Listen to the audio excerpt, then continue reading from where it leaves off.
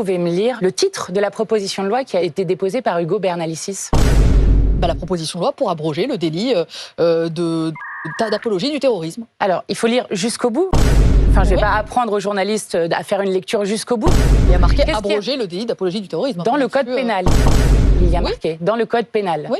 Ça a son importance, Madame Latrousse, parce qu'il se trouve qu'avant 2014, avant la loi qui a mis dans le code pénal l'apologie du terrorisme, avant cela, c'était dans le droit de presse, comme c'est d'ailleurs le cas pour l'apologie de crimes de guerre.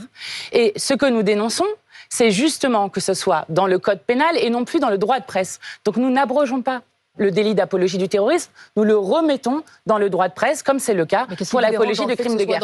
Eh bien, je vais vous dire, parce que c'est instrumentalisé et dévoyé, comme ça a été le cas, vous l'avez dit, sur Jean-Paul Delesco, qui est secrétaire départemental CGT du Nord, condamné à 1 an de prison avec sursis pour un tract sur Gaza, comme ça a été le cas contre Rima Hassan, candidate aux européennes, comme ça a été le cas contre moi-même, présidente d'un groupe parlementaire d'opposition, ou encore, comme ça a été le cas pour l'Union juive pour la paix, qui, elle aussi, est poursuivie pour apologie du terrorisme. Et je vais vous dire, Madame Latrousse, parce que je trouve incroyable qu'on explique partout que nous sommes en train d'abroger le délit d'apologie du terrorisme. Nous sommes en train de le remettre au bon endroit. Et ce n'est pas juste la France insoumise qui dit cela, puisqu'il y a un rapport de l'ONU qui dénonce en France l'instrumentalisation du délit d'apologie du terrorisme contre les voix pour la paix. Il y a Monsieur Marc Trévidic, qui est ancien juge antiterroriste, qui d'ailleurs, c'est intéressant, lui avait justement poussé pour que ce soit dans le code pénal.